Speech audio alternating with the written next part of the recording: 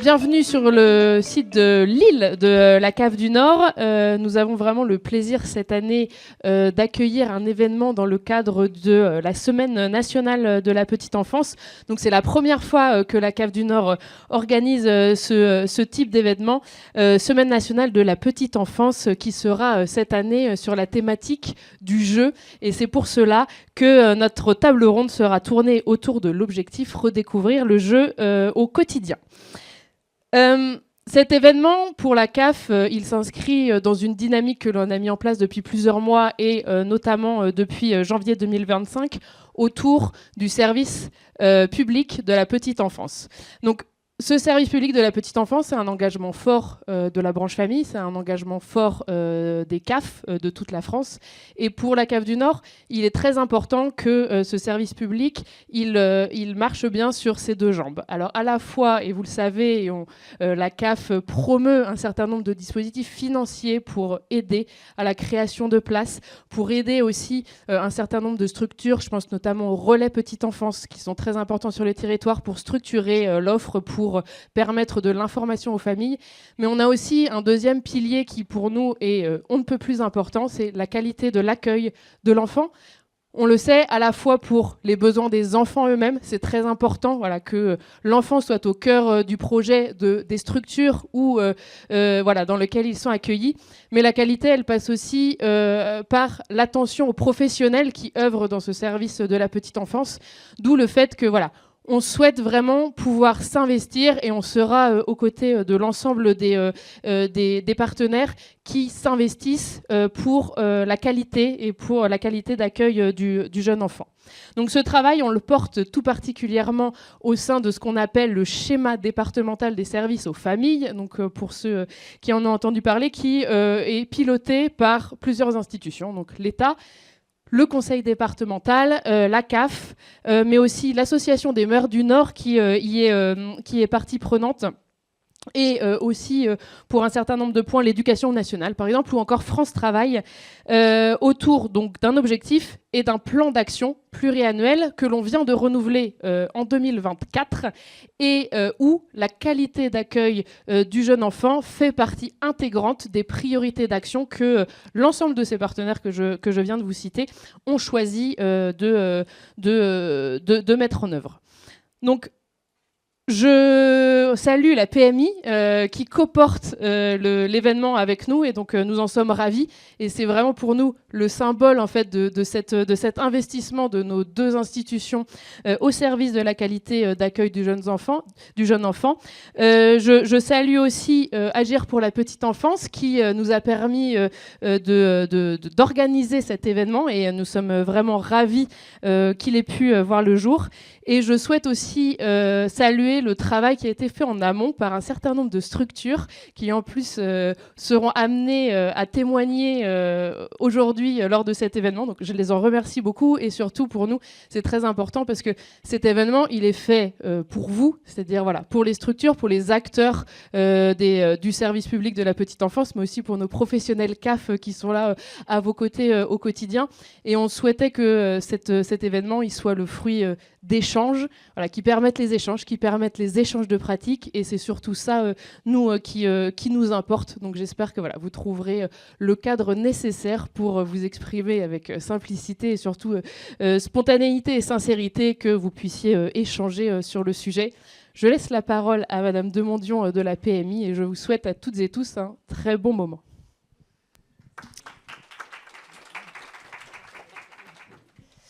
Merci beaucoup. Donc, je vais me présenter. Je suis Catherine Demondion, je suis médecin. Alors, je suis responsable du service accueil petite enfance en direction adjointe de PMI. On est 4 services différents dans la direction adjointe. Un service spécifique sur l'accueil de la petite enfance. Accueil individuel, accueil collectif, accueil à domicile. Pour moi, c'est important de citer l'ensemble des types d'accueil. Je vous remercie, Madame Ravelot, de nous avoir conviés vraiment à cet événement. Ça me semblait important, puisqu'effectivement, j'ai travaillé avec Florence Aurier, la CAF, dans le cadre du schéma. Et pour moi, c'est un point d'honneur de mettre la qualité de l'accueil vraiment un point fort du schéma départemental de services aux familles, parce que je me bats vraiment, depuis que je suis à la tête de ce service, sur oui, on est PMI, on va regarder ce qui dysfonctionne, mais on est là pour accompagner l'accueil qualité de l'accueil, la prise en charge de l'enfant, parce que moi, je me bats pour l'enfant qui est accueilli, que ce soit chez lui ou dans quelconque environnement.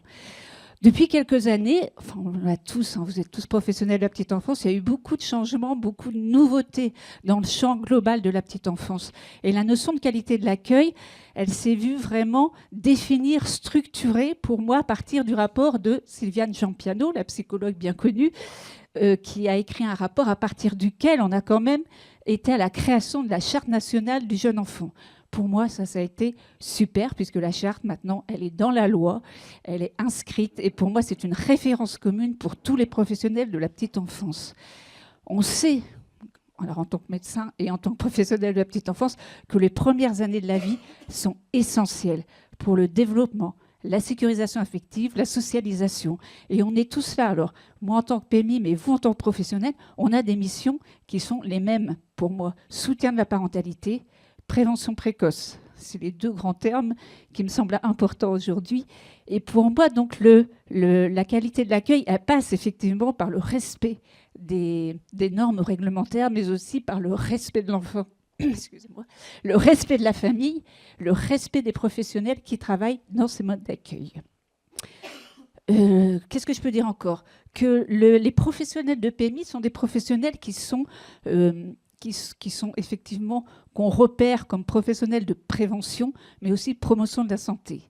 Par leurs compétences, par leurs connaissances, ils sont attentifs, on y travaille, à ce que l'enfant soit accueilli dans un environnement serein, stable, calme, pour pouvoir stimuler son éveil, s'épanouir et grandir en toute confiance. Ça, c'est notre point fort. Et on est donc, j'ai une chef de projet qui est arrivée dans mon service pour travailler sur ces accueils, cette qualité d'accueil, sur des nouveaux types d'accueil. On essaye d'envisager plein de choses. Mais en tout cas, on est en train de faire le tour de nos territoires avec tous nos professionnels qui interviennent dans l'accueil petite enfance. Et en fait, on voit cette implication. Enfin, je peux en témoigner parce qu'encore hier, j'étais sur le Valenciennois et il y a vraiment une envie d'être dans l'accompagnement aussi pour le bien-être de l'enfant. Et donc, je remercie effectivement beaucoup les participants du groupe de travail Petite Enfance dans le schéma, puisqu'on a réussi à inscrire cette qualité de l'accueil comme un axe fort du schéma. Pour moi, l'essentiel, c'est de mettre l'enfant au centre du dispositif d'accueil. C'est lui qui est au centre des préoccupations, de toutes nos préoccupations, qu'on soit professionnel, médecin, puéricultrice et professionnel, surtout petite enfance, ESJE. Je passe tous les professionnels qui travaillent dans les crèches, pour moi, est essentiel. Je vous remercie beaucoup et j'espère que ça va être très productif. Je cède la parole donc aux intervenants, et quand on s'éloigne du script, on oublie toujours quelqu'un. Donc j'ai oublié l'association Premier Cri qui, au même titre que l'association Alger pour la petite enfance, est co-organisateur de l'événement, et je les en remercie.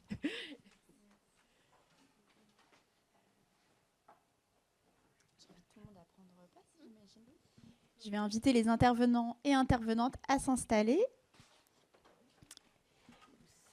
Je vais me mettre ici. On va faire un échange de micros pour que vous en ayez un.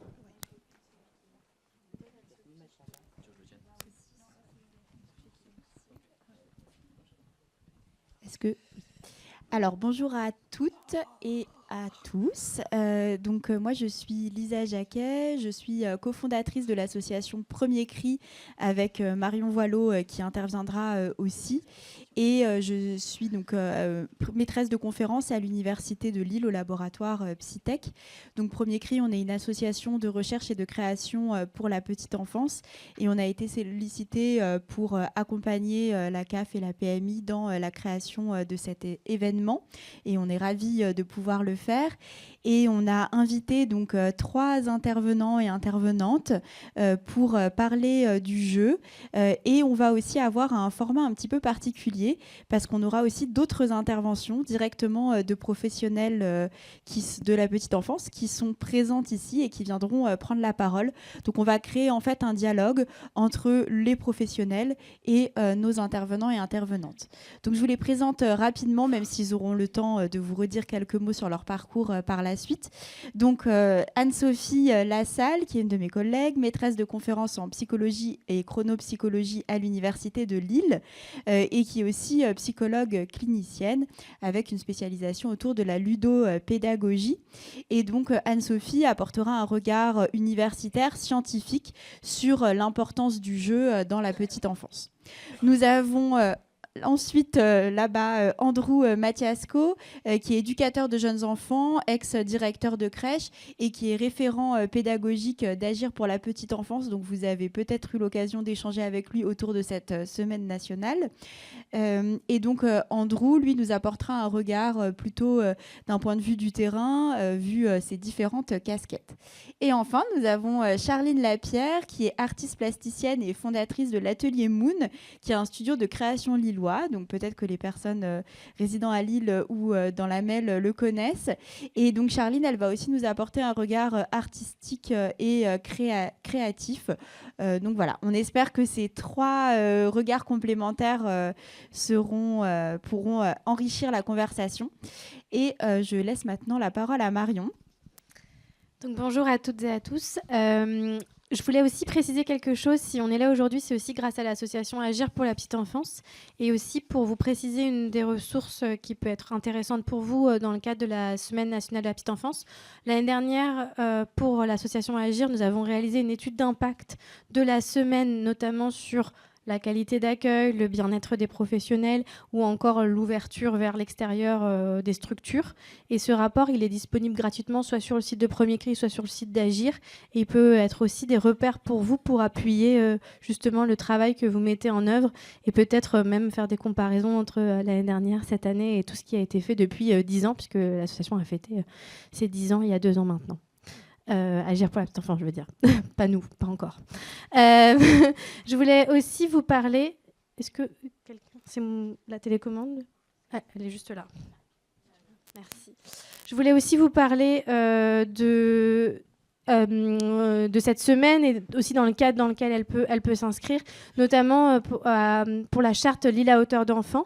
Je ne sais pas si vous en avez entendu parler, mais la ville de Lille a notamment travaillé sur un gros travail de concertation pour définir une charte commune aux communes de Lille, Lomme et Lem autour de la ville à hauteur d'enfant.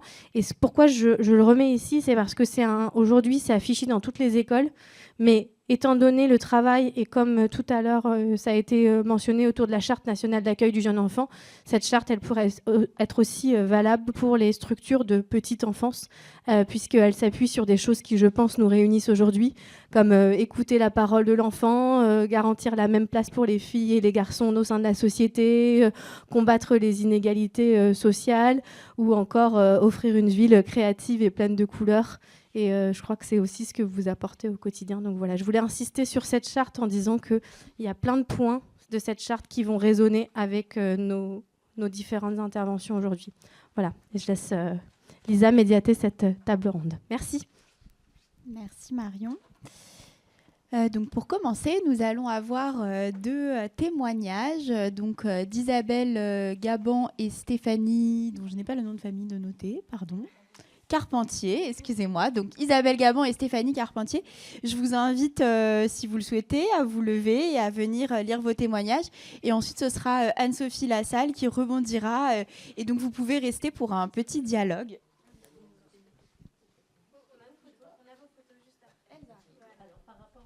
Vous pouvez vous asseoir ici, si vous le souhaitez. Et il faut juste bien mettre le micro contre votre Oui. Alors, bonjour. Alors, nous, dans le cadre de la Semaine nationale de la petite enfance, avec les professionnels de l'accueil individuel, on a décidé de mettre en place un parcours sensorimoteur. Et donc, voilà, les professionnels ont réalisé donc, des dalles sensorielles, un parcours va-nu-pied pour permettre aux enfants de découvrir différentes textures aussi avec les pieds.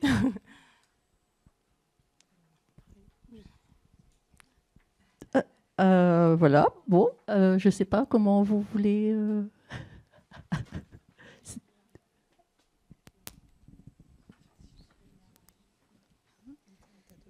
Alors, on vous avait posé en fait 3 questions, donc je vais les reprendre, il n'y a pas de problème. C'était déjà, en quoi le jeu est-il important pour le développement de l'enfant selon vous ? Donc ce qu'on avait mis en avant, c'est que l'enfant apprenait en jouant, que ça se passait tous les jours dans la structure par le biais du jeu. En fait, au départ, il découvrait son corps, ses mains, ses pieds. Petit à petit, il découvrait l'environnement à côté de lui, proche, et petit à petit, les objets un petit peu plus loin. Et il découvrait ainsi tout ce qui était matière, texture, forme, taille différentes des objets autour de lui. Ouais, la question suivante, c'était justement comment vous intégrez le jeu dans vos pratiques au quotidien. Alors, on a aussi, en motricité, par exemple, quand on accueille les parents, souvent, on a notre parcours qui est installé et il y a un petit un tunnel, enfin une plateforme avec un trou. Et les enfants vont essayer d'abord de passer une première fois, une deuxième fois, mais si on n'explique pas aux parents de laisser faire l'enfant, ils ont tendance à l'emmener, à lui faciliter le passage. Et donc l'enfant, au fur et à mesure, on explique aux parents qu'au fur et à mesure que l'enfant va faire, refaire, il va d'abord passer un bras, puis une jambe, puis il va essayer de passer les deux bras, et il va finir par réussir à traverser cet espace.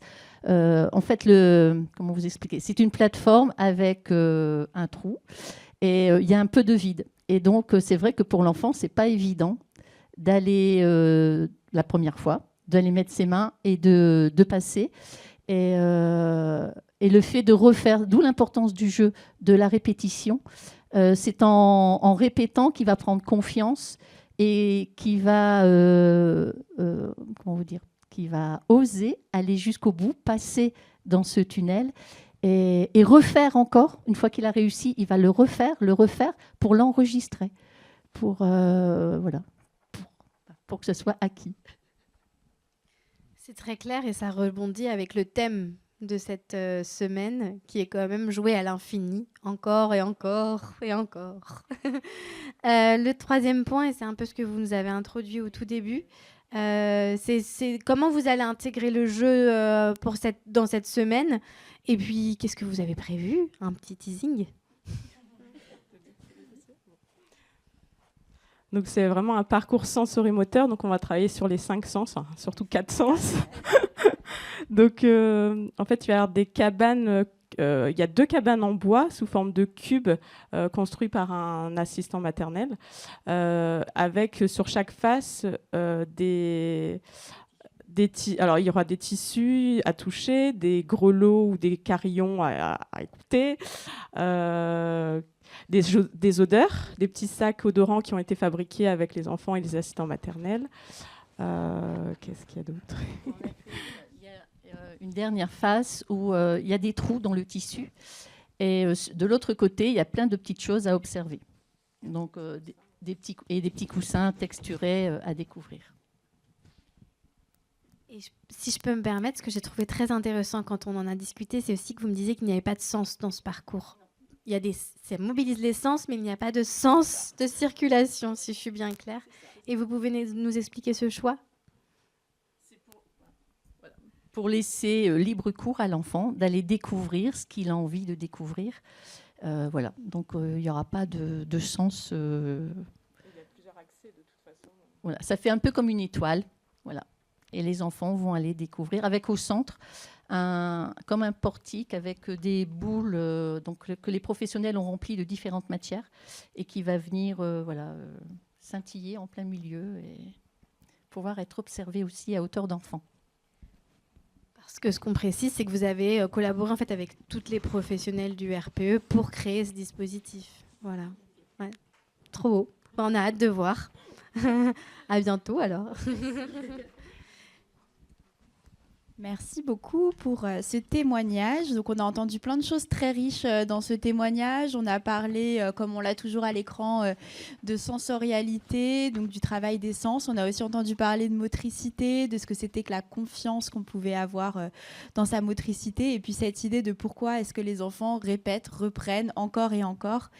Et aussi de l'accompagnement des adultes. Et donc, je pense que ça va faire écho à beaucoup de choses dont Anne-Sophie va pouvoir nous parler. Donc, je vous propose de lui lui laisser la parole. Et surtout, n'hésitez pas à rebondir par rapport à ce que vous avez vécu. Alors, c'est dans le mauvais sens. Bon, enchantée de vous rencontrer toutes et tous. Oui, oui, oui. C'est pas ce qui est plus agréable, le menton. Bon, alors moi je suis très heureuse effectivement d'avoir été sollicitée pour pouvoir venir aujourd'hui. C'est vrai que ça fait écho avec plein d'autres actions que j'avais pu réaliser sur mon territoire de vie qui était plutôt le Calaisis, en soutien à la parentalité, en particulier avec le REAP, etc. Donc c'est vrai que depuis des années maintenant, j'enseigne aussi beaucoup sur le jeu à l'école, comme moyen d'apprentissage à part entière. Et ça, c'est un gros travail qu'il va falloir encore mener. Si vous êtes déjà, vous, peut-être convaincus, ce n'est pas le cas de l'école encore. Et puis, évidemment, aussi, j'ai mon propre cabinet où j'accompagne aussi toutes sortes de personnes qui ont besoin de venir me voir. Donc, le jeu est aussi un outil thérapeutique. Voilà. Donc, on l'utilise également beaucoup dans nos pratiques thérapeutiques en libéral. Donc, par rapport au témoignage, c'est vrai qu'on nous a demandé d'essayer de rebondir tout en ne faisant pas un enseignement ou un cours. Alors, il faudra me dire si je dis trop de choses. Mais l'idée, c'était de reprendre peut-être des mots-clés qui avaient été dits. Donc, je vous remercie parce qu'il y avait plein de choses intéressantes dans votre témoignage écrit que vous avez essayé de reprendre à l'oral.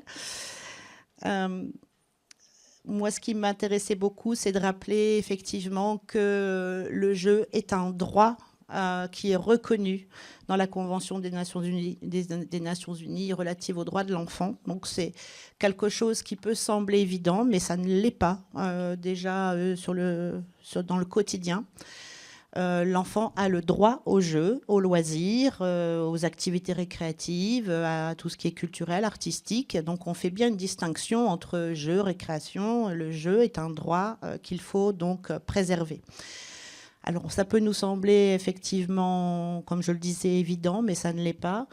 A fortiori, plus on constate, plus on observe les nouvelles générations et l'évolution de nos sociétés, plus on se rend compte effectivement que c'est bien un droit à préserver. Donc il y a un gros travail de sensibilisation, à la fois des professionnels, mais je ne doute pas que vous êtes convaincus puisque vous êtes là, mais également des familles, tout le rôle du soutien à la parentalité, et aussi des structures, on va dire politiques. Je parlerai d'urbanisme social, par exemple. C'est très important aussi de se rendre compte que pour certains enfants, alors je prendrai des exemples aussi bien des enfants qui ont des troubles ou qui sont en situation de handicap. On peut avoir souvent la tentation de stimuler pour pouvoir leur donner l'occasion d'être inclus. Sauf que du coup, leur temps se limite, le temps de loisir, le temps de ne rien faire, le temps de s'ennuyer est de plus en plus limité. À l'inverse des hauts potentiels, comme on les appelle de plus en plus maintenant aussi, leur temps pour s'ennuyer, leur temps pour le jeu libre est de plus en plus limité. Donc il y a bien un droit à préserver. Et puis c'est vrai que quand on voit l'extérieur, il y a de moins en moins d'occasions de jouer en extérieur, de moins en moins d'espace. Si ça n'est pas une intention politique de créer des squares, des lieux inclusifs, non répétitifs. On en avait parlé aussi, l'idée d'avoir quelque chose qui ne soit pas normé, mais qui puisse donner libre cours à ses envies, à son imagination et à sa liberté d'initiative. Ça peut être extrêmement important. Ne serait-ce que les cours d'école, par exemple, les matériels pour grimper, sauter, se balancer sont réduits à peau de chagrin, pour des raisons certainement de sécurité et d'obligation de direction, et voilà. Mais en même temps, c'est aussi un constat qu'on fait nous en tant que psychologues, c'est que les possibilités de travailler l'autodétermination, les échanges sociaux, le tour de rôle, et puis même tout ce qui est moteur, ça se limite de plus en plus. Donc ça me semble toujours important de rappeler ce droit parce que ça nous oblige à réfléchir. Est-ce que réellement le jeu est vraiment préservé et ça n'est pas une réponse si évidente. Pour moi, ce n'est pas forcément un grand oui encore. Voilà. Donc ça, c'est aussi quelque chose qui me semblait important à rappeler. Ah, décidément, je ne suis pas égocentrique. Ce qui est important dans vos témoignages, mais je pense dans tous les témoignages d'ailleurs, et je pense que c'est pour ça que c'est un propos un peu transversal, c'est que tout ce que vous avez dit et tout ce que vous faites au quotidien, on voit bien que ça s'intègre dans des connaissances théoriques qui perdurent et qui restent d'un point de vue développemental des théories qu'on appelle constructivistes, c'est-à-dire des gens comme Piaget, que vous connaissez peut-être. Quand on est dans le domaine de la petite enfance, je crois qu'on en boit, on en mange matin et soir. Mais d'autres aussi, Vygotsky, Brunner, qui sont tous des théoriciens du développement et qui ont tous... Enfin, dans cette perspective-là, il y en a d'autres, bien sûr, mais dans cette perspective-là, l'idée, c'est que l'enfant construit ses connaissances. Il construit ses connaissances par l'action. Et l'action, elle se fait bien dans un environnement donné et sur ce qu'il y a de disponible dedans. Vous faites partie de l'environnement, donc en tant que personne sociale, vous faites partie aussi des objets avec lesquels ils vont pouvoir interagir. Et donc le fait d'interagir avec lui, de jouer aussi, va être très important. Et c'est bien tout un tas des connaissances qui vont se construire par l'action, par la répétition, vous l'avez dit. C'est par la recherche de régularité. Voilà, des actions, tiens, il y a des réponses, des conséquences régulières. Donc, du coup, voilà, je fais des relations. Et c'est comme ça que mes connaissances vont se créer. Bien sûr, avec Vygotsky, on a aussi l'aspect social, l'interaction sociale. Et puis, pour Brunner, c'était un peu... chaque enfant est un petit peu un scientifique, puisqu'en fait, il va essayer de deviner les causalités. Tiens, ça, c'est lié à ça. Si je fais ça, alors il va se passer ça. Donc il y a bien un aspect de construction par l'action, par la manipulation, par les essais, les erreurs, par l'imitation. Le meilleur moyen d'apprendre, c'est souvent d'observer et d'imiter, parce que c'est plus économique, mais les essais et les erreurs, ça marche très très bien aussi. Et c'est en ça que l'aspect social est important aussi, d'être avec les congénères et puis aussi avec les adultes. Ah, décidément, j'y arrive pas avec les flèches. Ce qui est important souvent pour moi aussi de dire, c'est que plein d'aspects des apprentissages vont être potentiellement réalisables par le jeu. Bien sûr, très souvent, on s'intéresse beaucoup, en particulier à l'école, au savoir, c'est-à-dire est-ce qu'on va être meilleur en maths, est-ce qu'on va avoir des meilleures notes, etc. Donc il y a des savoirs, les nombres par exemple. Alors on parle du jeu, mais moi j'intègre souvent les comptines dedans parce que les apprentissages sont nombreux à travers les comptines. Donc il y aura des savoirs, il y a des comptines, on apprend la litanie des nombres, 1, 2, 3, allons dans les bois, 4, 5, 6, cueillir des cerises, etc. Donc connaître des processus, connaître des mécanismes, voilà. Si je joue avec certains mécanismes, je vais peut-être avoir des connaissances sur les mécanismes, mais aussi ne pas oublier qu'il y a les savoir-faire, c'est-à-dire par exemple résoudre un problème, savoir communiquer efficacement, tout ça, ce sont des savoir-faire qui sont importants. J'aime beaucoup aussi les situations de lecture conjointe parce que quand on lit avec un enfant, si on prend l'attitude de la lecture conjointe, on le met sur nos genoux, on l'englobe, on lui montre aussi la posture de la lecture, par exemple. Hein, et ça, c'est très important aussi, cette espèce de modelage qu'on va aussi apporter, par exemple, donc des savoir-faire, comment je lis un livre avec une page, je tourne les pages, etc. Je m'assois d'une certaine façon, je l'ai sur mes genoux, et il est ouvert devant moi, et voilà. Et donc ça aussi, c'est des savoir-faire. Et puis il y a les savoir-être, bien évidemment, où on va, à plein d'occasions, travailler les émotions. Ça, c'est notre cheval de bataille un peu. Donc, savoir gérer sa frustration, ça s'acquiert très lentement. Hein, les processus d'inhibition, le paroxysme est à 20 ans aux environs, mais encore, c'est pas parfait. Donc, bon courage. Mais voilà, toute situation effectivement de jeu, d'interaction permet de travailler toutes ces sphères-là, toutes ces composantes. Donc c'est très important de dire qu'on agit pour l'avenir, voilà, parce que c'est des compétences transversales. Savoir s'affirmer, savoir dire non, être autonome, tout ça, c'est des choses dont on aura bien besoin par la suite, tout au long de notre vie. Donc on agit sur des socles solides, en travaillant sur tous ces aspects-là. Et par le jeu, c'est la méthode la plus naturelle, comme beaucoup disent. Oui, merci. Non, mais il y a des moments, avec l'âge, on apprend de moins en moins facilement. Donc, comme vous l'avez dit, vous parlez de sensorimoteur, etc. Moi, j'aime bien reprendre un peu cette slide-là, où en fait... pour bien montrer que c'est toutes les sphères du développement de l'enfant qui sont potentiellement sollicitées, exercées et potentiellement développées grâce à des situations ludiques. Voilà. Donc on a effectivement tendance à les séparer, bien sûr, mais en fait elles sont toutes en interaction, en relation les unes avec les autres. Mais effectivement, vous avez parlé de parcours sensoriel, par exemple. Eh bien, effectivement, c'est quand même la porte d'entrée des apprentissages, c'est d'abord de percevoir. Voilà.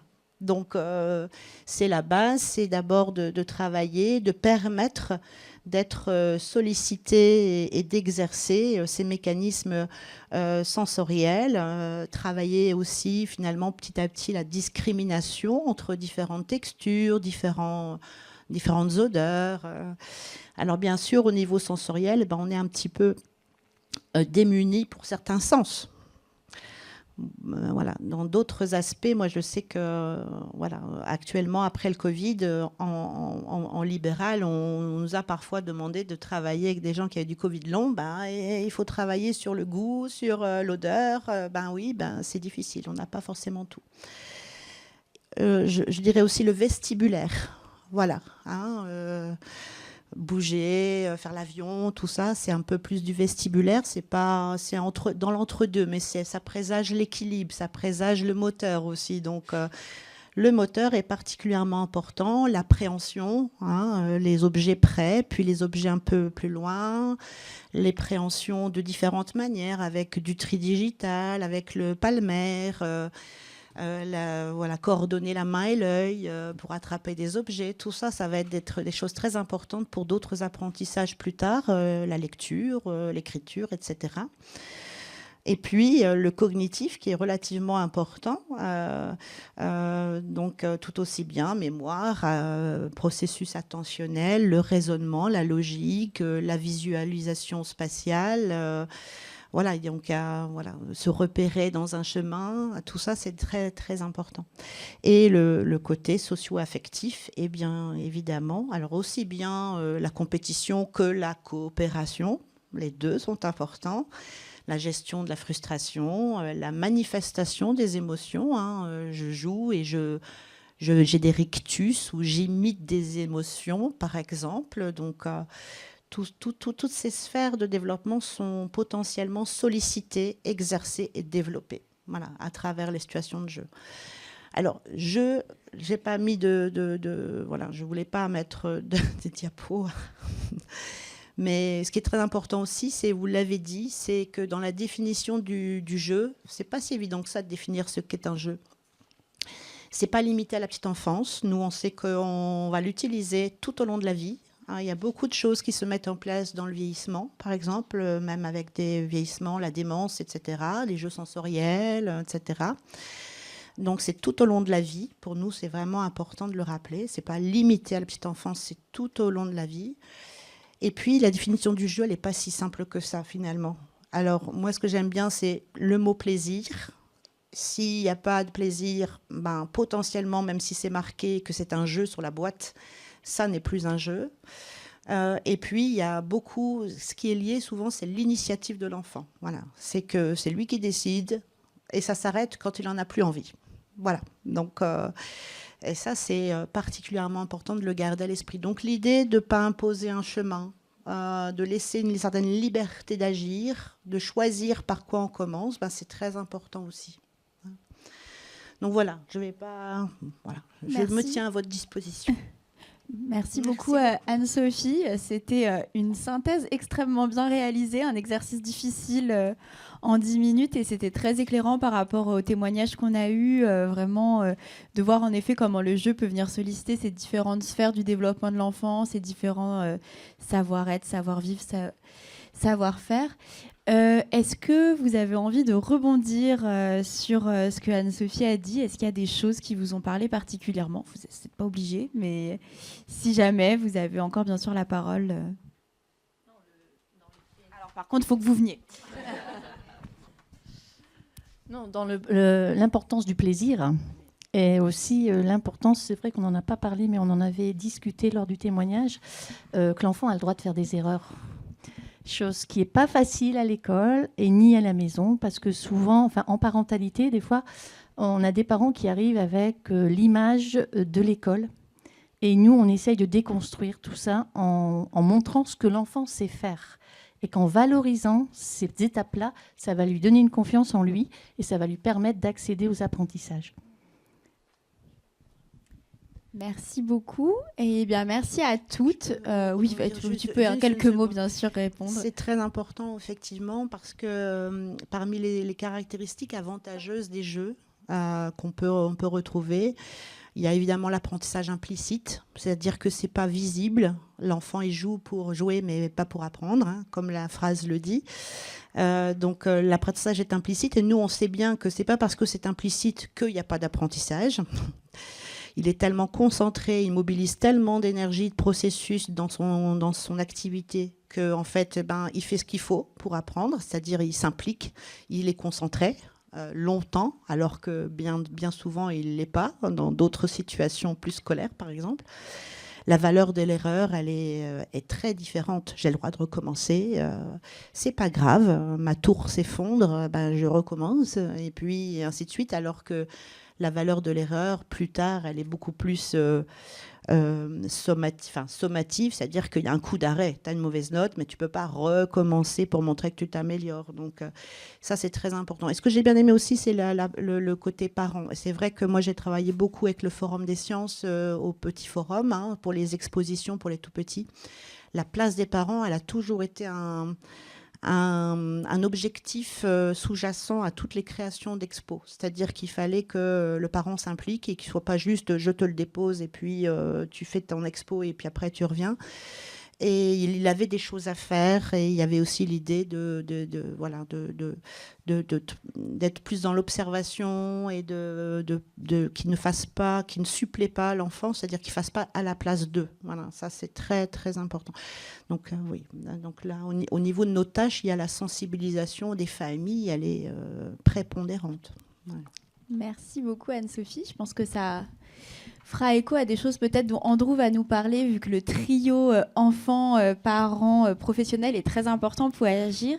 Et donc j'appelle à venir nous faire leur témoignage donc Élise Barra, qui est accompagnée de Élodie Leroy. Voilà, très bien. Et nous avons une troisième collègue qui est son nom, Delphine, mais qui restera dans l'ombre. On avait en fait l'accueil individuel, l'accueil collectif et la crèche familiale. En fait, on est une maison de la petite enfance à Saint-Saulve et du coup, RPE crèche familiale, crèche collective. On est venu en force. Voilà. Et il y a le LAP également. Ouais. Donc voilà, on a la commune de Saint-Saulve En entier. presque entière. Merci. Et donc, je vais reprendre mes petites questions Ok. qu'on vous avez posées. Donc, la première, c'était pourquoi le jeu est-il, en quoi le jeu est-il important pour le développement de l'enfant selon vous? Bah, du coup, on va se répéter, hein. Je pense que tout le monde est d'accord sur le fait que la place du jeu est très importante dans le développement de l'enfant et du coup, qui lui permet du coup de développer ses compétences motrices, cognitives, sociales et affectives. Donc, pour nous, c'est naturel. Quand on s'est posé, quand on l'a lu votre questionnaire, on s'est dit, bah, c'est normal. Du coup, pour nous, c'est quelque chose de inné, qui est naturel, et l'enfant le fait spontanément pour grandir. Et puis, vous êtes énormément formés, vous les professionnels, au jeu et à l'importance du jeu dans le développement de l'enfant, ce qui n'est pas forcément le cas des personnes qui accompagnent les enfants après. Donc, c'est vrai que vous avez... Oui, c'est vrai que la première question, on s'est dit, bon, pourquoi ok, on la c'est pose? évident, Ouais. mais quand on se la pose, justement pour tous ceux qui sont autour de nous, les familles, les assistantes maternelles parfois, même si maintenant elles sont quand même beaucoup plus formées et alertes. Et voilà, voilà, c'est une question très intéressante. Merci. Et justement, comment se passe le jeu dans votre structure ou dans vos différentes, d'ailleurs, lieux d'accueil? Allez, pour le RPE. Du coup, pour le RPE, donc, on propose plusieurs matinées d'éveil aux enfants. Donc, on peut proposer des activités motrices sans notion de parcours. Donc, en fait, on a une salle de motricité. L'enfant est libre d'aller sur les parcours. Enfin, c'est pas un parcours moteur parce qu'il n'y a pas de sens, mais il y a des petits agrès, en fait. Et voilà, il est libre de le refaire 15 fois s'il veut, le même. Il n'y a pas de sens de parcours. On propose aussi des ateliers de manipulation. Donc, les enfants peuvent découvrir différentes textures, différentes couleurs. Voilà, on mobilise beaucoup les sens sur ces ateliers-là. On a un atelier à la ludothèque. Donc, les enfants ont accès à des jeux libres, en fait, pareil, un peu dans l'idée de l'itinérance ludique. Il y aurait plusieurs spots et l'enfant peut aller sur les différents spots, différents jeux qui mobilisent différentes, on va dire, compétences. Voilà. Voilà, c'est à peu près ce que j'avais marqué, je pense. Oui, on fait aussi des activités en extérieur. Voilà, pour laisser les enfants découvrir aussi un peu la nature et puis les laisser libres de courir et explorer à l'extérieur. La crèche familiale, tu me coupes du coup. À la crèche familiale, donc les enfants ils sont accueillis en jeu libre lors de l'accueil et ça permet aux assistantes maternelles d'arriver au fur et à mesure et de s'installer, aussi de prendre place et puis aux enfants d'explorer un peu l'environnement, le temps de prendre le temps d'arriver. Du coup, le jeu, c'est aussi prendre le temps de s'installer, de voir avec qui on va jouer aujourd'hui, de voir dans quel environnement on va jouer et avec quoi ou avec rien. Et du coup, voilà, ce temps de jeu libre est à nouveau proposé en fin de matinée. Entre deux, il y a un petit atelier qui est proposé aux assistantes maternelles. Et cela permet à l'équipe de proposer des petits jeux sur table, des puzzles, des encastrements ou des premiers jeux de règles des jeux qu'on sort et qu'on ressort à l'infini, du coup, pour rester dans le thème. Et du coup, à la crèche collective, nous, c'est pareil. On est sur ce temps d'accueil en jeu libre. Et pour rester sur des rituels structurants pour l'enfant, pour qu'il prenne ses repères dans le temps, pendant la journée, évidemment, on a ce temps de jeu libre. Et puis ensuite, on a un temps de regroupement. On se dit bonjour.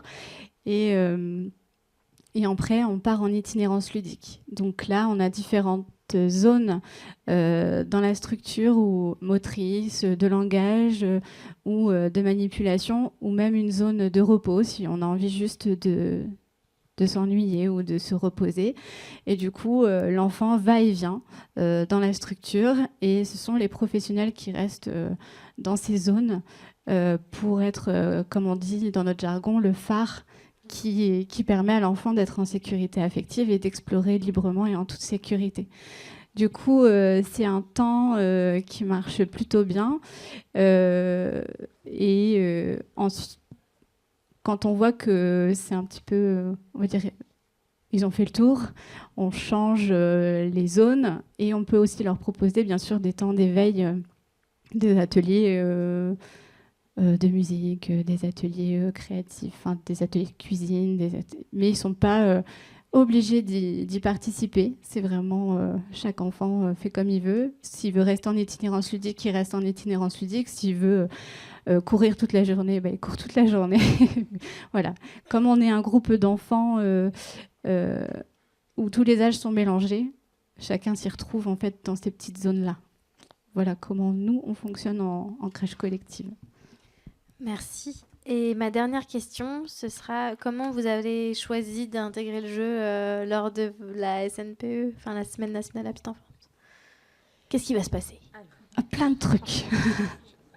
Beaucoup de choses. On a des équipes hyper motivées par la semaine petite enfance qu'on fait nous depuis 3 ans au sein de la maison de la petite enfance de Saint-Saulve. Et du coup, on est parti de ce qu'on vivait déjà sur place. L'idée, c'est vraiment qu'on prenne du plaisir. À la fois les professionnels, à la fois les parents et les enfants, bien sûr. Et du coup, qu'est-ce qu'on fait déjà? Déjà, on va dans les EHPAD de Saint-Saulve. Donc on est parti sur l'idée du jeu transgénérationnel, parce qu'au final, on a tous joué une fois aux billes ou au ballon, on a tous joué au même jeu, qu'on ait 90 ans ou 2 ans, parfois on joue au même jeu. Du coup, on est parti sur cette idée-là. Et donc, on n'a rien changé en fait. On continue d'aller rendre visite aux aînés, et on continue de jouer avec eux, sauf que là, on l'a mis en avant, quoi. On y va plus souvent, et ce sont les aînés qui ramènent leur jeu d'enfants pour jouer avec les enfants de la crèche, quoi. Donc ça, c'est le premier pan qu'on travaille, c'est le jeu transgénérationnel. Et du coup, on incite les familles pendant cette semaine petite enfance à nous ramener aussi leurs jeux préférés de quand ils étaient jeunes. Oh, il y en a qui sont encore jeunes. Et du coup, les professionnels ont mis dans l'accueil de la crèche un grand panneau où elles mettent leurs photos d'elles, enfants, avec leurs jeux préférés. Et du coup, c'est chouette, c'est interactif, et ça permet du coup aussi aux équipes des différents services de se rencontrer et puis de jouer. D'ailleurs, on va jouer aussi entre nous. On s'est dit que c'était une semaine spéciale, donc on va se lancer des défis. Et on va jouer ensemble pour partager aussi des moments entre professionnels. Voilà. Après, il y a encore des choses. Il y a quelque chose que vous avez dit, écrit, que je trouve vraiment très intéressant, c'est aussi on va jouer à rien. Oui, on va jouer à rien aussi. Voilà, j'aimerais bien que vous m'en parliez. Alors, on a pris... Voilà, tous ensemble, la décision de faire un atelier du rien. Donc, en fait, on va vider une pièce complètement. Et on va inviter les enfants dans cette pièce à jouer. Et du coup, en fait, le but, c'est de voir que les enfants n'ont pas forcément besoin de matériel pour jouer, et que ça va aussi leur permettre de rentrer en contact entre eux, et du coup de trouver leur propre jeu ensemble. L'adulte là-dedans devra alors rester disponible mais sans intervenir. Voilà, c'est l'idée. C'est l'expérience. On a hâte de voir le jeu du rien. Merci. Ah, pardon, Élise. Je sais. Je regardais ma petite feuille. Du coup, il y a le jeu partagé, parce qu'on partage les temps d'itinérance ludique avec les assistantes maternelles de la crèche familiale, et les professionnels de la crèche collective vont aussi au RPE et vont aussi en crèche familiale. On va se promener et on va partager des jeux avec les différents services. On a aussi fait On a aussi fait du coup une prévention écran. Donc on a fait avec une collègue JE tout un panneau pour expliquer aux parents les dangers des écrans. Voilà, on trouvait que c'était approprié sur cette semaine-là et du coup le fait de jouer, de leur expliquer que les écrans c'est pas un jeu pour les tout petits. Donc entre 0 et 3 ans, pas d'écran. Enfin voilà, on a fait tout un panneau un peu on va dire de santé publique là-dessus. Et on finira cette belle semaine par une soirée jeu, ouverte à tout le monde. Vous pouvez venir.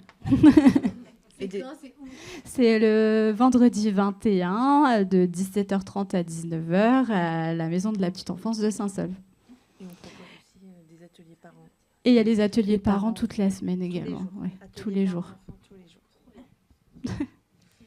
Merci pour la description de ce magnifique programme. Vous avez ouvert plein de nouvelles portes. Donc, je vais laisser Andrew rebondir dessus. Merci beaucoup. Du coup, moi, les projets, en fait, je les connais relativement bien parce que je les ai tous accompagnés en fait dans l'élaboration de ces projets. Et comme vous voyez, quand même, c'était un très très très gros projet. Donc, je pense que l'une des premières fois, ce que j'avais pu vous dire à l'époque du début, c'était attention, n'en faites pas trop. Comme quoi, j'ai dû freiner les équipes. On s'est dit stop. Mais donc, bon, c'est parti. Mais c'est génial parce que au bout du compte, on sent que les enfants vont ouvrir une super expérience, les parents aussi, mais aussi les professionnels eux-mêmes. Donc c'est aussi tout l'intérêt en fait de cette semaine nationale de la petite enfance, c'est le trio. C'est l'enfant, le professionnel et le parent.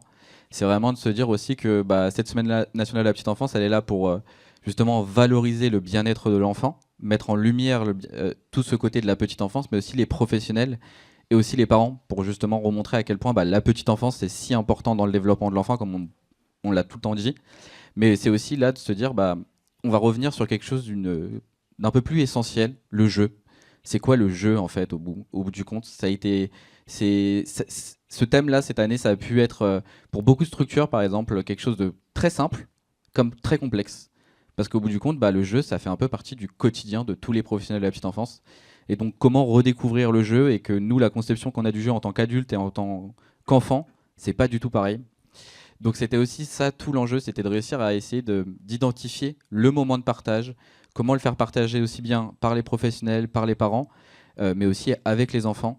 Et l'idée de se laisser guider par les enfants. Et là, je pense que justement, se dire que même les professionnels vont eux-mêmes jouer, c'est une super expérience parce que en tant qu'adulte, des fois, on oublie peut-être sûrement de jouer. Donc, c'est un petit retour aux sources qui peut faire énormément de bien.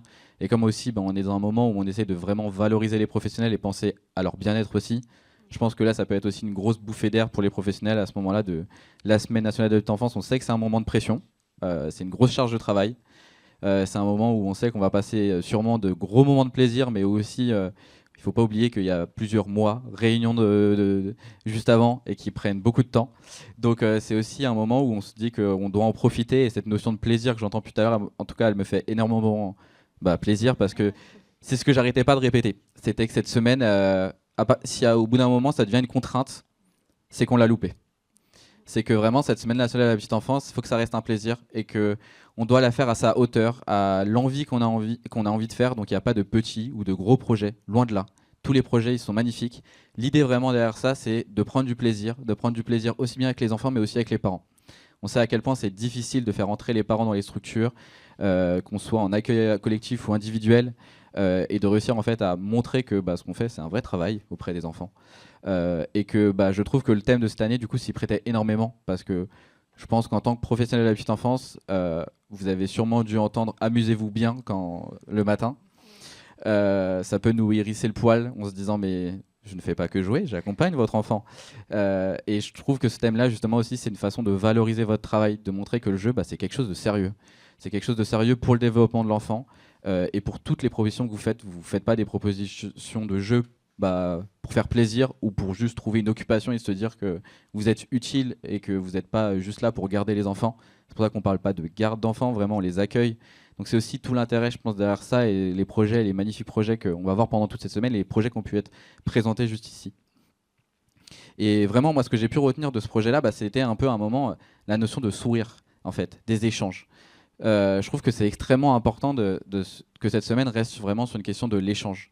Là, justement, tous les lieux d'accueil sont presque, ou du moins beaucoup sont représentés dans ce projet-là. Ils sont tous mis en lien.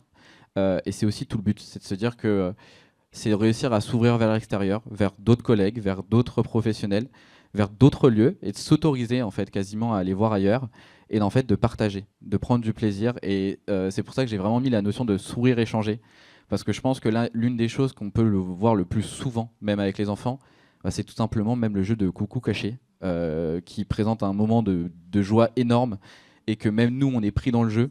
Je trouve que justement, ces moments si ponctuels qu'on initie avec les enfants, ils sont extrêmement importants.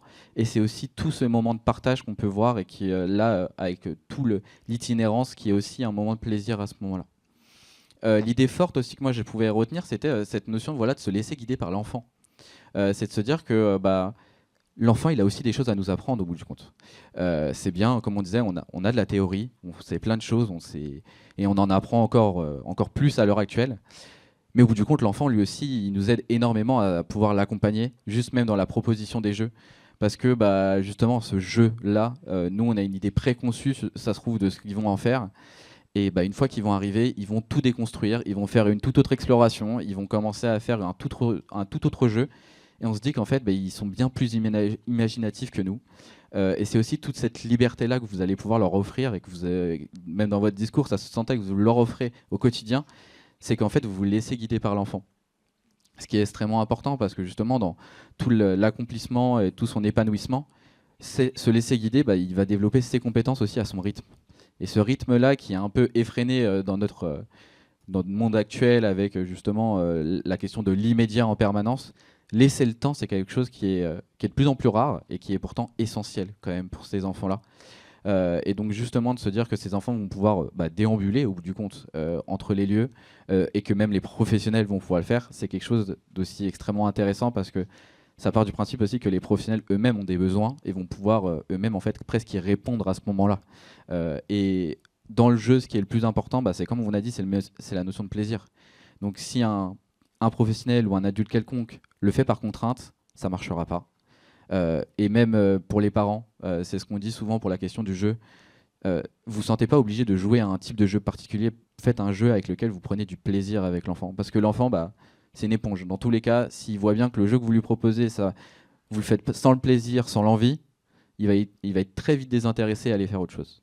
Donc c'est aussi tout l'intérêt de ça, c'est de réussir à avoir des idées créées par les équipes, par les professionnels eux-mêmes, pour qu'ils puissent vivre ce moment, vivre ce projet, et qu'en fait ils puissent justement apprécier ce moment-là aussi bien que les enfants. Et je trouve que même après, derrière, pour en parler avec les parents et les vivre avec eux, c'est beaucoup plus simple de vivre quelque chose qu'on a envie de faire que le faire par la contrainte. Il n'y a qu'à voir, nous en tant qu'adultes, faire des choses par la contrainte, ça devient beaucoup plus complexe. Donc si on le fait auprès des enfants, ça l'est encore plus. Ce que vous précisiez aussi, c'est la question de l'exploration. C'est vraiment que l'enfant, il explore. C'est un explorateur né au bout du compte, l'enfant. Tout ce qu'il va faire, il va l'explorer. Et comme je pouvais le dire, il va le détourner. Nous, en tant qu'adultes, on va être figé. Souvent, je prends l'exemple du stylo. On prend un stylo, nous, le stylo, à part pour écrire, on ne va pas en faire grand-chose.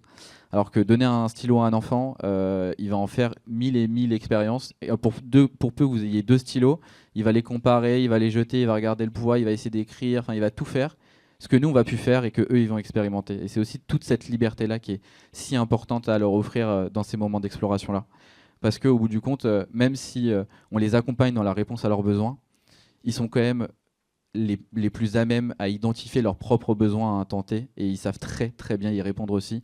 La preuve étant, quand on leur demande de participer, ils sont super heureux de participer, hyper fiers. Au niveau de l'estime de soi, on fait un travail énorme. Mais en plus, à ce moment-là, eux... on les valorise dans leurs propres compétences, donc c'est extrêmement important. Aussi, moi je suis assez intéressé par la question de l'intergénérationnel. C'est quelque chose que je trouve extrêmement important, et on sait à quel point ça peut être intéressant, parce que à l'heure actuelle, on voit très bien le nombre de personnes âgées qui peuvent être dans des EHPAD ou toute autre institution, et qui peuvent être isolées en fait, au bout du compte, avec peu de visites ou une forme de lieux où ils n'ont pas beaucoup d'ouverture vers l'extérieur, et que même si ça peut nous paraître anodin, en fait, pour eux, juste de voir des jeunes enfants qui donnent vie ou autre, ça peut leur faire aussi revivre des souvenirs, vivre des moments de partage. Et puis quand on regarde le déroulé de la journée d'une personne âgée et d'un enfant, Bon, on n'est pas si loin. On a de la sieste, on mange. Il y a des temps où souvent on lit le journal et où on lit avec les enfants aussi. En fait, on se rend compte qu'on peut vraiment créer du lien avec ces personnes âgées-là à un moment donné. Et ces personnes âgées-là aussi, auprès des enfants, ils peuvent leur partager plein de bons moments. Là, je vous ai mis un exemple, par exemple, que justement avec l'association, ce qu'on fait tous les ans, c'est qu'on essaye de nous-mêmes interpréter le thème, parce qu'on se dit pas que, on se dit qu'on va un peu vous donner quand même des billes et essayer de vous aider. Donc cette année, on avait fait nous un atelier avec des chapeaux, par exemple. Et c'est vraiment aussi la question de se dire que tout est jeu. Et en fait, le jeu, ça peut devenir vraiment de tout, de rien, sans trop d'installation. Là, typiquement, c'était des chapeaux qu'on avait récupérés dans l'EHPAD que les personnes âgées nous avaient fournis, ou que les parents ou que les professionnels nous les avaient fournis. On les a posés au sol et on les a laissés expérimenter. Et je peux vous assurer que cet atelier-là, il peut paraître super simple. On est resté quand même quasiment 1 heure. Alors on sait très bien qu'un atelier quasiment d'1 heure avec des enfants de 1 an et demi, 3 ans, c'est énorme. Et parce que ça a été un moment de partage, les personnes âgées nous partageaient des souvenirs qu'ils avaient pu vivre, ils faisaient eux-mêmes des projections sur ces moments-là. Et en fait, ça a été un gros moment de partage et de lien à ce moment-là. Et le dernier point sur lequel je pense qu'il est un peu tout le thème de cette année, quand même, la répétition, parce que le thème, c'est encore jouer à l'infini, donc on ne peut pas passer à côté de la répétition. Et comme vous l'avez très bien expliqué, c'est que la répétition, c'est la répétition du geste, du mouvement, ça se fait et ça développe les compétences pour les enfants. Cette année aussi, on a fait ce thème-là parce que, comme on disait, c'est pour la valorisation des professionnels aussi. Et on sait très bien que ce qui peut inquiéter, c'est de voir un enfant qui joue toujours au même jeu. Quand on fait des transmissions aux parents, quand on échange avec les parents et qu'on lui dit peut-être au bout d'une semaine qu'il joue encore aux voitures, ça va peut-être être un peu compliqué d'échanger sur ce point-là. Et en fait, c'est de se dire peut-être qu'il joue encore à la voiture, mais pas de la même façon, où il a créé un nouvel univers autour de cette voiture, où il fait autre chose.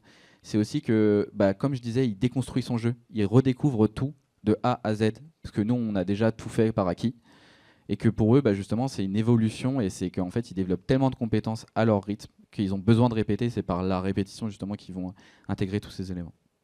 Voilà.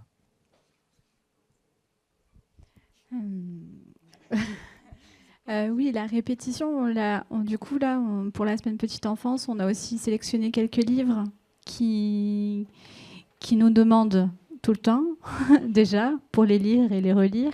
Et puis d'autres où on a des sons à répétition, des ritournelles. Et il y a aussi des comptines, pareil, qui demandent régulièrement. Puis des comptines partagées, des comptines anciennes, qu'on pourra partager aussi avec les seniors, les aînés. Merci à toutes les trois pour ces beaux témoignages. Merci Andrew d'avoir rebondi. Et donc on va laisser la parole au dernier témoignage qui est celui de Florence Moreau, mais qui va nous être lu par Marion, car Florence ne pouvait pas être présente aujourd'hui. Oui, donc Florence est responsable du RPE et référente parentalité de l'association AJR, donc qui est située à Noyelles-sur-Escaut. Et Florence nous a dit dans son témoignage que le jeu, selon elle, est essentiel au développement de l'enfant car il stimule ses capacités motrices, cognitives, sociales, émotionnelles et langagières. C'est exactement ce qu'on a dit. Donc je ne vais pas revenir forcément sur tous ces points-là, mais elle a beaucoup insisté aussi sur l'autonomie et la confiance en soi. Et je crois que c'est aussi un point sur lequel, si chaque témoignage apporte sa petite brique à notre jeu géant. Et je trouve que elle a insisté là-dessus et que c'est important de le dire. Et je pense que c'est aussi ce que fait Charline, développer la confiance en soi. Donc ça va faire rebondir juste après. Elle nous dit aussi que le jeu favorise l'apprentissage par l'exploration, l'imagination et l'interaction avec les autres. En jouant, l'enfant développe son autonomie, sa confiance en lui et apprend à gérer ses émotions. Dans un RPE, un cadre sécurisé et stimulant qui permet d'accompagner l'enfant selon son rythme et ses besoins. Et je crois que quand on parle aussi de qualité d'accueil, et peut-être un petit message aussi à faire passer, puisqu'on est aussi là pour ça, c'est comment respecter justement le rythme de l'enfant et ses besoins, tout en l'incitant à jouer, à créer, à imaginer. Et voilà, je pense que c'est une question qu'on peut se poser tous les jours quand on travaille avec les tout-petits. Enfin, sur la question comment le jeu va être intégré lors de la Semaine nationale de la petite enfance, elle nous dit sous la forme de 4 ateliers qu'elle a mis volontairement libres. Libre, je pense, d'accès et libre en termes de dispositifs proposés à l'enfant et à sa famille. Il y aura des modules de motricité libre. Ils vont aussi travailler sur le livre-objet. Elle ne nous en dit pas beaucoup plus, donc désolée, je lis ce qu'il y a écrit aussi. Il y a un espace hostis Nosélène, donc aussi peut-être revenir au calme, au rien qui n'est pas vraiment rien en fait, hein. Mais un espace en tout cas plutôt de détente qui est en contrebalancement avec la stimulation. Et enfin, elle nous dit jouer sans jouet en manipulant des objets du quotidien. Voilà. Et ça peut être aussi intéressant à travailler, que ce soit en accueil individuel ou collectif, ces objets auxquels on n'aurait pas forcément pensé à proposer aux tout petits. Voilà. Merci Marion pour nous avoir partagé le témoignage de Florence. Et je vais donc laisser la parole à Charline Lapierre. Et vous allez comme ça pouvoir découvrir quel est ce mystérieux totem tour qui est ici, qu'on a joué à construire ensemble avec Charline quand elle est arrivée. Charline, je te laisse la parole. Merci. Alors c'est un peu la première fois pour moi où j'interviens. Je disais, je suis un peu émue d'être là parce que c'est un peu la première fois pour moi où j'interviens dans une table ronde. On l'a entendu aujourd'hui, les jeunes enfants apprennent tout en jouant. Donc, imaginez un grand puzzle où chaque enfant apporte sa propre pièce pour former un tableau collectif. C'est exactement comme ça que j'imagine mes ateliers créatifs. Je les conçois comme un espace ludique et engageant où l'on crée en jouant et en partageant. Mon travail place le lien avec le public au cœur de chaque projet, car je crois fermement que l'apprentissage se fait en jouant et lorsqu'il est partagé. Donc ça, c'est un premier type d'atelier que j'ai élaboré à la demande du service patrimoine de la ville de Lille, où il m'avait proposé d'intervenir dans une vingtaine de classes, vingtaine d'écoles de maternelle, pour parler de la notion d'urbanisme et de paysagisme. Assez complexe hein, pour expliquer ça à des jeunes enfants. Et donc, bien sûr, j'ai pensé au jeu pour pouvoir transmettre ces deux notions. J'ai imaginé une sorte de jeu de cartes avec des routes dessinées. Et j'ai proposé... Donc, quand je suis arrivée dans les classes, je leur ai lu d'abord une petite histoire qui parlait de ces deux notions-là, avec beaucoup d'illustrations très simples. Et donc après, je leur ai expliqué les deux notions. Et puis ensuite, on a listé ensemble les mots-clés qu'ils connaissaient. C'était un super temps d'échange parce que c'était super intéressant de voir tout ce qu'ils connaissaient. Et ensuite, on a créé deux équipes, les urbanistes d'un côté et les paysagistes de l'autre. Et chacun avait sa petite mission d'un petit dessin à ajouter à la carte. Et on s'est entraîné d'abord sur un brouillon. Et ensuite, chacun a eu les cartes entre les mains pour rajouter son petit élément de la ville ou de la nature. On a fait un premier tour et puis ensuite, on a échangé les équipes et on a fait un second tour avec des nouvelles cartes. Et à l'issue de ces deux tours, on a posé au sol ces cartes et on a, comme un domino géant, on a créé cette ville imaginaire et collective. Et ensuite, les enfants ont pioché dans les jeux qu'il y avait dans la classe pour former cette ville en 3 dimensions avec des bâtiments, des personnages, des transports, des éléments de la nature, et pour rendre vivante cette ville. Donc voilà, c'était génial parce qu'on les a vus coopérer, avoir des échanges d'idées grâce à ce jeu. Donc il y a eu un super retour de la part des professeurs qui ont beaucoup aimé la façon de faire pour transmettre ces idées de manière ludique. Et les enfants, en fait, quand je revenais dans les établissements, parfois pour faire un second atelier, ils me demandaient « Charline, quand est-ce que tu reviens dans notre classe ?» Donc pour moi, l'objectif était rempli de cette transmission.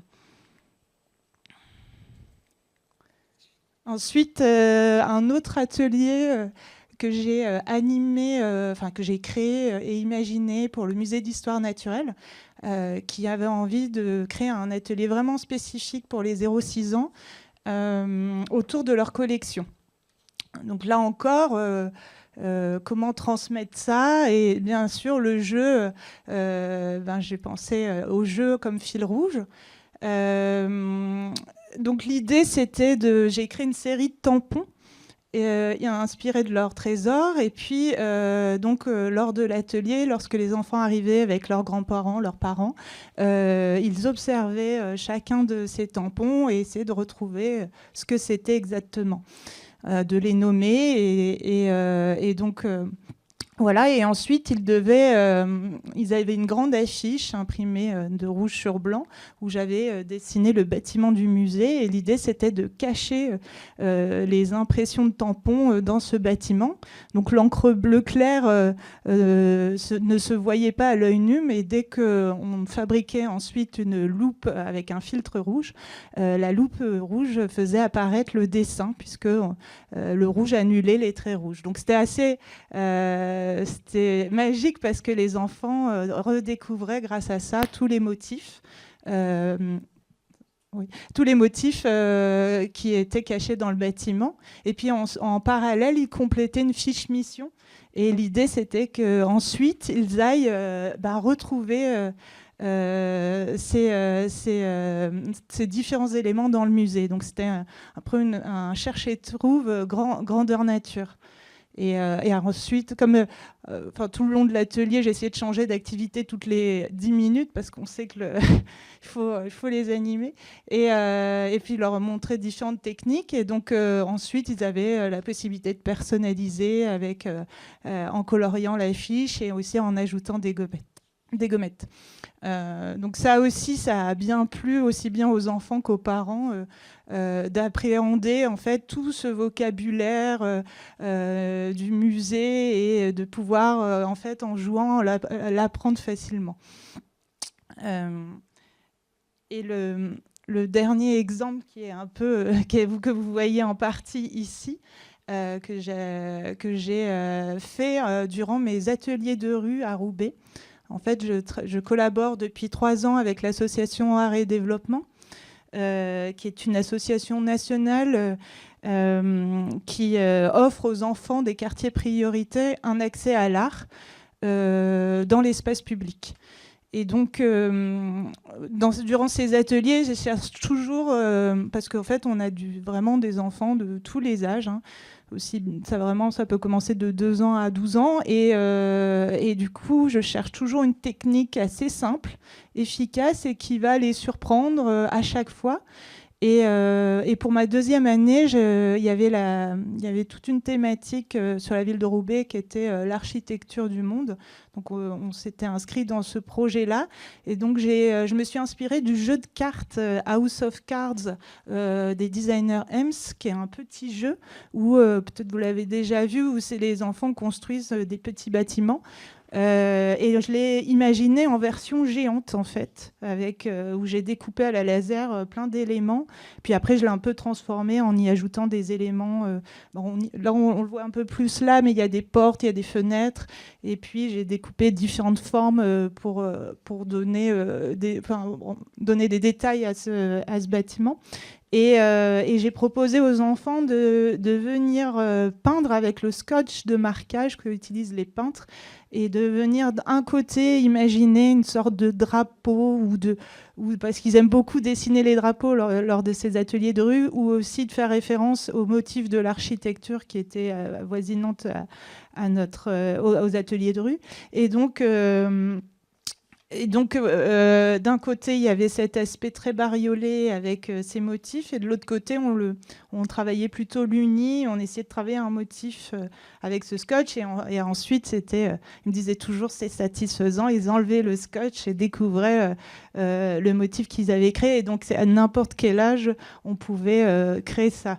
Donc ça, ça plaisait aussi bien aux enfants qu'aux adultes, parce que en fait, hyper facilement, le rendu est très, très graphique et et renvoie quelque chose d'inspirant. Donc c'est ça aussi que j'adore imaginer durant mes ateliers, c'est vraiment inspirer les gens avec des choses simples qu'ils ont généralement chez eux. Et puis ce qui a été la finalité de ce projet, c'est qu'on a pu être exposé à la Manufacture, le musée du textile de Roubaix, et pouvoir emmener ces enfants voir leur création exposée. Donc ça, c'est aussi une grande fierté. Et leur montrer que leur travail vaut quelque chose et a de la valeur. Ça, c'est quelque chose qui est hyper important à mes yeux. Et donc mes projets sont conçus pour éveiller la curiosité, encourager la coopération et révéler le potentiel créatif de chacun. Alors comme on a pu le voir au musée, à l'école ou dans la rue, tous illustrent une vérité essentielle. Le jeu est un puissant levier d'apprentissage et d'expression. À travers mon travail, je cherche à inspirer et à montrer que le beau est partout autour de nous. Il nous entoure et s'exprime dans un langage universel. Merci beaucoup Charline pour ces derniers mots. Et merci à tous les 3 et à toutes les 5 et aussi à Florence qui n'était pas là pour vos interventions. Merci aussi pour ce rappel de finir sur l'esthétique, sur le beau. Je trouve ça très intéressant parce qu'on a vu dans les propositions, on a vu quelques extraits visuels, que c'est aussi quelque chose qui est beaucoup travaillé par les professionnels. Je sais que à Agir, vous les accompagnez aussi sur cette question d'esthétique et c'est important de prendre soin aussi de l'esthétique qu'on crée pour les enfants. Et nous, on travaille beaucoup à Premier Cri aussi sur ces notions-là et que les esthétiques enfantines ne sont pas toujours celles préférées par les enfants. Et donc ça se voit dans vos propositions que vous en êtes bien conscients et conscientes. Il nous reste quelques minutes et je vous propose d'ouvrir la discussion aux personnes qui sont présentes. Donc si vous avez des questions, soit pour nos intervenantes assis ici ou nos intervenantes tout court, assises ici. Vous pouvez, donc voilà, alors, je ne sais pas si les micros peuvent circuler dans la salle. Ou témoignages d'ailleurs, oui bien sûr, questions. Si vous savez pas une question, si vous avez envie de partager ce que vous avez prévu pour la semaine, quelque chose, n'hésitez pas. Alors moi, ça ne va pas être un partage, ça va être surtout une constatation. Et puis je suis ravie parce qu'il y a des notions que j'ai entendues, qu'on entend très peu et qui me semblent essentielles. Je vais revenir sur la notion « laisser l'enfant s'ennuyer ». C'est hyper important. Alors on est dans le jeu, pour moi c'est créatif, c'est vraiment le jeu, c'est hyper important aussi. Mais le laisser s'ennuyer, aller dans l'imaginaire, c'est difficile pour un parent, enfin en tant que professionnel, de dire il faut le laisser s'ennuyer. Donc il faut expliquer pourquoi, mais ça me semble vraiment indispensable. Il y a une autre notion que j'ai vraiment appréciée, qui est venue des ateliers et qui a été reprise, c'est effectivement la problématique actuelle des écrans, et on parle beaucoup du jeu pour l'enfant, mais à réapprendre à jouer aux parents. Réapprendre aux parents à jouer avec son enfant, ça me semble essentiel. Et quand on parlait d'imitation, le fait que les professionnels vont jouer ensemble, je trouve ça génial. Donc un grand bravo à vous en tout cas. Merci. Est-ce qu'on a dans la salle d'autres questions, des témoignages, une envie de partager, un ressenti ? Je pense qu'il va... Art et développement.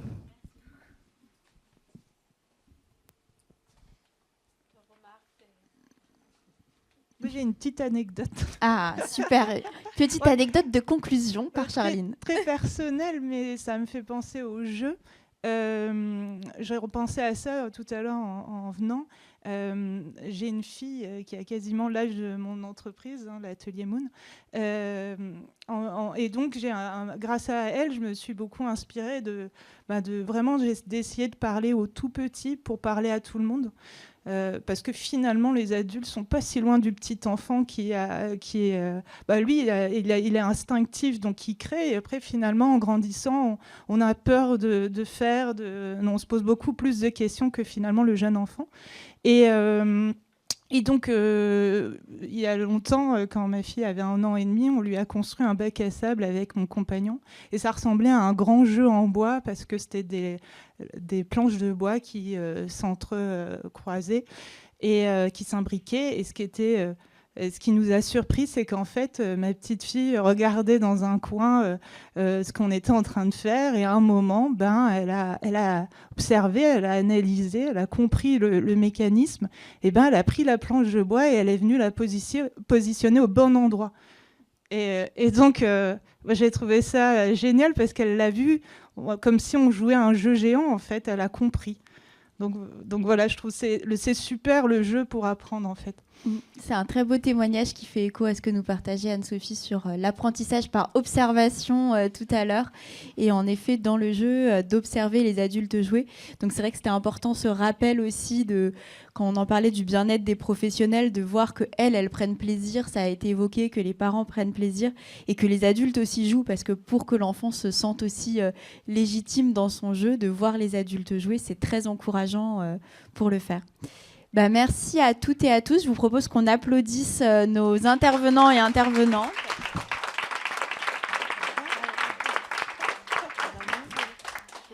Merci aussi beaucoup à la CAF du Nord qui nous accueille ici en partenariat avec la PMI. C'était un très bel événement. Merci d'avoir été présents et présentes. Je rappelle que cet événement sera aussi accessible en ligne pour pouvoir être diffusé. Donc n'hésitez pas à en parler à vos collègues ou aux autres personnes autour de vous. Merci encore.